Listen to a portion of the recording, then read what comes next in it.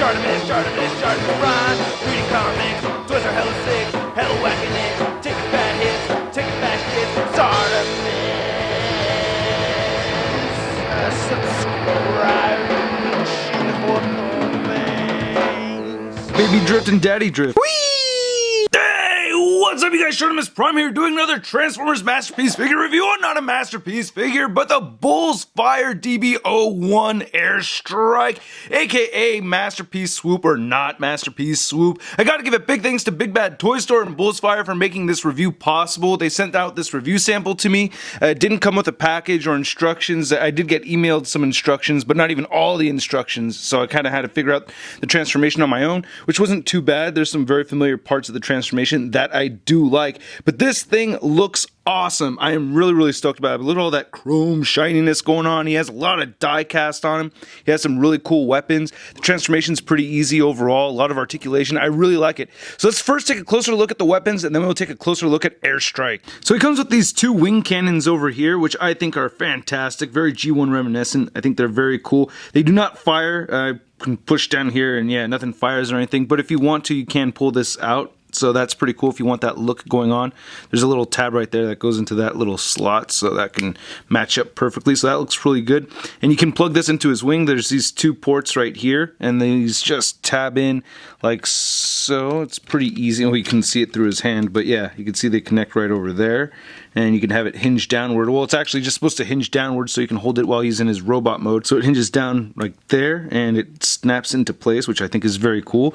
And then taking a look at his hand right there, I like that in his hand. We get a little open slot, and then just tab this right into his hand, and then raise the thumb up over here. Let's see, you can get his hand wrapped around there. So yeah, now he's holding that. That looks really good. Then he also has his vac metaled out sword right here, signature Dinobot sword, which looks really cool. I like the vac metal. You can see all my fingerprints all over the place. The red looks really nice. Fortunately, there's a little bit of splitting right over here, but nothing that a little super glue can help. Just like the guns, we get a little tab right there, so that'll fit right into his hand. So let's get that into that tab. There it goes, and then raise the thumb up. So now he's holding the sword. Looks pretty good. And then there's actual weapon storage on his back for the gun, which is really nice. So you want to make sure that you have it set up so that the flat part is on his back, and instead of the handle tabbing into here is what it looks like it's going to do, it's actually going to plug into this little section right here, this little square empty spot right there. So it's going to just go by that instead of the handle actually gripping onto that black section. So you're going to push down over here in the center of it instead of right there, and that holds pretty nicely. Shake it, it's not going to come out. Shake it like a Polaroid picture. So here's Swoop's head in his robot mode, and I think this looks great. I really like the silver paint that they used on his face. We get this light blue color right there for his eyes. I think that's a very cool head sculpt, and he still has that Pteranodon head sculpt attached to it right over there, so I think that is pretty sharp looking. I really like the amount of die cast in this figure though. Like, a lot of it is in this chest section over here. You can see that they did go with the blue version of Swoop as he showed up in the G1 cartoon. The G1 action figure actually has red, so they could have gone either way, but I like that they went with the blue because I like how the Masterpiece series overall kind of follows how they looked in the cartoon a lot. So you get a lot of nice sculpted detail over here. The G1 figure had these kind of triangle pieces right over there, so I think that's pretty awesome. A lot of sculpted pieces right here. I like how the gray looks. And to compare the Airstrike's gray plastic to the actual Masterpiece Grimlock's gray plastic, I think they go pretty well together. Sculpted detail in the arms actually looks really nice. The hands are sculpted really well. I like how the hands look too. The legs on this figure are very cool. Those are actually fake pterodactyl feet right there. We get some nice sculpted detail again right there for his legs. That looks very nice. And of course he does have die cast feet, and there's actual die cast inside the legs too. I really like how these tubes and everything look right here on the side of the legs. That looks really nice. Some nice red paint there, nice sculpted detail throughout the side of the figure as well. The wings have a ton of detail on them, but I'll go over that more when I get them transformed. Then here's a look at the back of the figure. We have some nice fake pistons right over there. There's a sword stored in the butt, and then here's the back of it. I like how the legs fold up over here. I think that's really cool. He doesn't have a major protrusion kind of thing going on the back of the figure. It's very nice and compact. This is a very solid piece. I'm really digging it a lot. Now, just as all Masterpiece figures should, this guy has a great amount of articulation. I really like the them out. He can look all the way up. Look at that. That is fantastic. He can look down very far. His head rotates side to side. You get some neck pivot on there, so it's on a ball joint that allows full range of motion. Now these are hinged right here on his shoulder joints, so I think that is pretty cool that they have that, and it allows the shoulders to move all the way outward. They can rotate forward. You just kind of have to make sure that the shoulder is staying in place and then rotate it forward. He has a bicep swivel. He has double jointed elbows. He actually has a real functioning metal piston right there in that elbow joint. His wrists do rotate side to side. He has thumb articulation over here. He has thumb articulation right here on a ball joint, so you can move it all the way around. And now these four fingers are all attached together, so they move in and out together, and they all have their own joint right there halfway through the finger, so you can have them still doing different things with the fingers, but they're just not separate. And the hand does kind of pop off a little easy, but again, this is just a sample. Now, part of the transformation is you have to untab these two sides right here from the beak, and if you lift the beak up just a little bit, then you can start moving the waist side to side, and I think that is awesome. And then you could kind of put the beak down, so say you could turn it like all the way to the side, well, not a whole lot, but just that much, and then you could put the beak right back down, and that doesn't look too bad. He does have hip joints that move outward that much, and he can kick forward. He has an upper thigh swivel.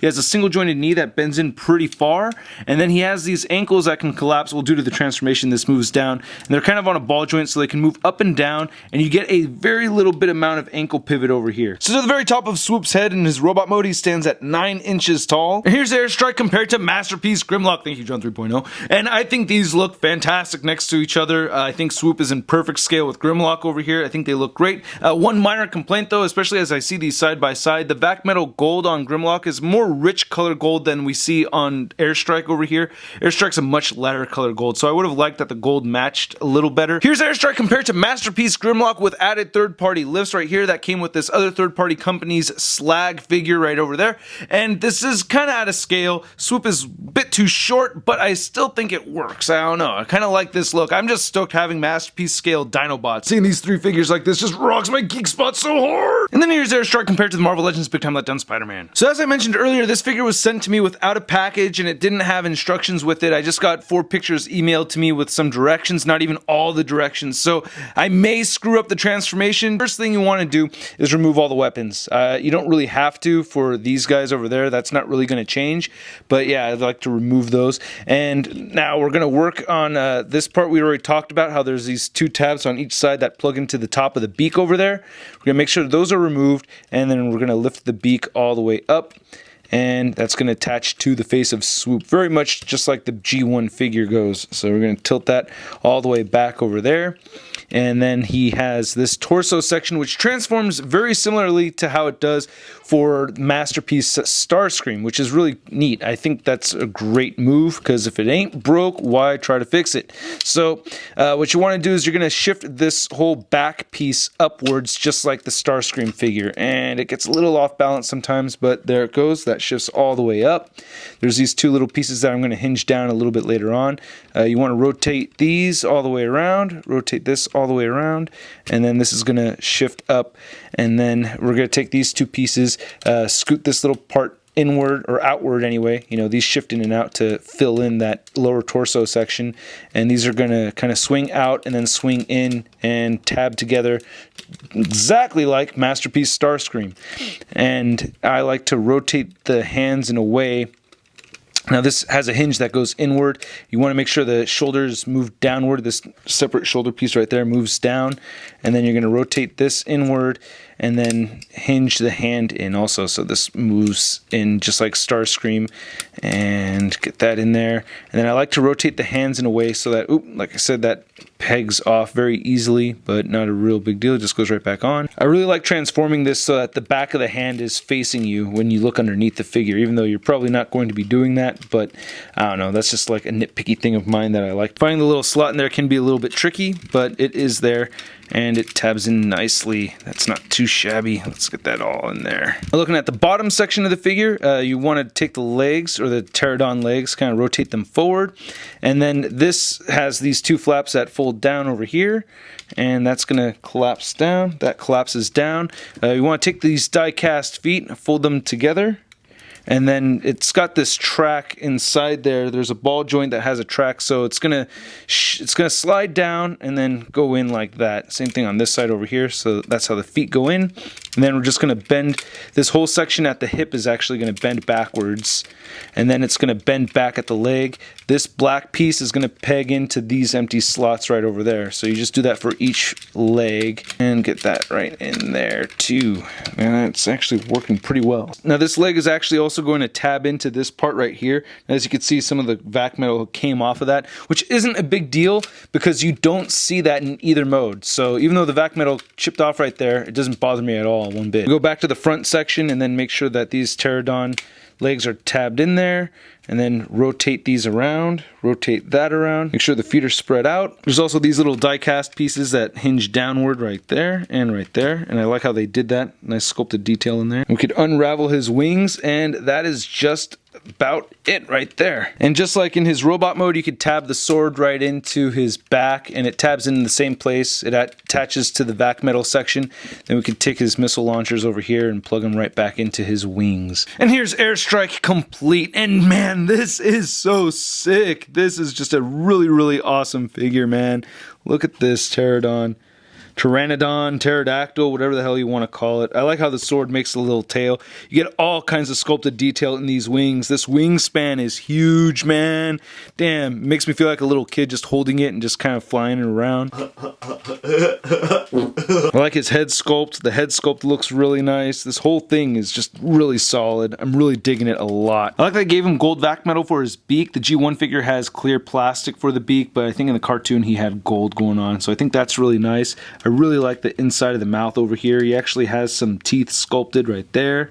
And then we get kind of like a little laser or something like that going on the inside of his mouth. That's a nice attention to detail. Now I like how compact this bottom section looks, but these wings, man, this is so awesome. I gotta remove this missile launcher. This is too cool. I love all of this sculpted detail in here. The vac metal just looks great. Oh man, that is awesome. And I like how this part's colored with the reds and blues for some of these wires. You can get a little bit of silver right here. That's just too awesome. I think that is great. Here's the back of the wing. Damn, these wings are really big too. Really love that attention to detail on this guy. This is really cool. So it is a little blocky on the back over here, but still, it's not enough to ruin the figure at all. I still think this looks very cool. And this pterodactyl mode has some great articulation as well. The head can move all the way down, so if you want him just standing like this, you can do that if you wish. So it can look all the way down due to the transformation. The beak opens up. You can't rotate it side to side. I guess it'd be blocked back here anyway. Now the wing articulation is phenomenal. I love this. You can actually swing them outward like that. They rotate up and down over here. I think that is fantastic. So you get a lot of movement, and it moves up and down and rotates up and down right there. The little claws right here on the wings, these have a hinge, so you can move these up and down. This part of the wing moves up and down too. Each wing has these guns over here too that are attached to the wing. I like that, and they rotate side to side. He has nice leg articulation. The legs move forward and back. He has a swivel that moves just outward. It doesn't move inward. It bends at the knee, and then the feet actually collapse over here. And these are die cast feet over here too. Now one thing I mentioned earlier was that vac metal gold on the beak didn't match the Grimlock, but this color right here for the feet does match the Grimlock. So you can see how these gold colors right here match a lot better. Now I have him standing on his toes in his pterodactyl mode, and to the top of the crest of his head he stands at about 8 inches tall. Now the camera angle is kind of distorting this, but the wingspan is actually 17 inches across. Here's Airstrike compared to the SDCC exclusive Strafe, and here's Airstrike next to Masterpiece Grimlock, and I think these look great next to each other. This is awesome. And here's the not Masterpiece Snarl in his Triceratops mode, and seeing all three of these together is so cool. And here we have Airstrike on top of one of the Hot Toys dynamic stands. It's the only stand I could find that would hold this figure. Oh man, somebody needs to make some stands for these guys though. It's a pretty heavy figure. He has a lot of die cast. I really like this figure a lot. Big thanks again, Big Bad Toys Store, for making this review possible. If you want to pre-order this figure, go to bigbadtoystore.com. You can pre-order it there. Link is in the description below. And I hope you guys liked my video. If you did, hit the like button, leave a comment, don't forget to subscribe, and check out tformers.com for a full photo gallery of images and the latest in Transformers news. I'll catch you guys later. Peace.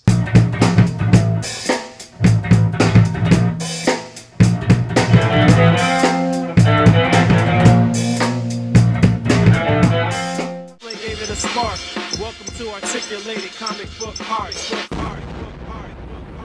That's crispy. He actually has a real functioning metal piston right there in that elbow joint, and what is with that head?